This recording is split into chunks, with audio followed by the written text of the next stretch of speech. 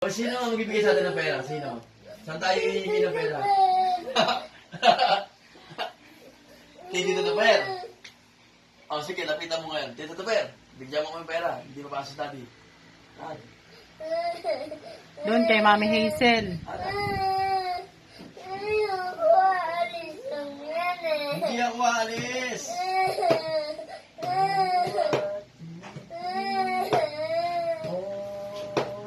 O, yan na, o. Lagi mo na si Tito Tupper mo.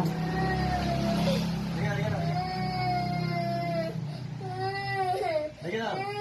Mag-work na. Pag-isa-isa.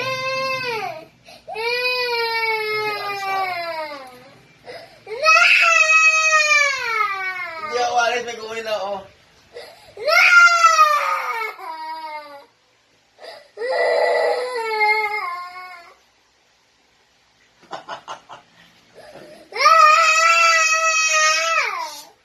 Yung dalapunin mo.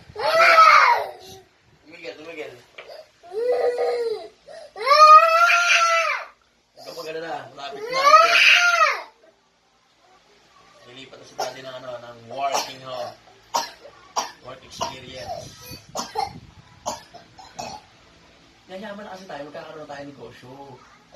Hindi na magkaroon sa daddy. Kunti na lang yung papasok. Kunti na lang. Taste na lang.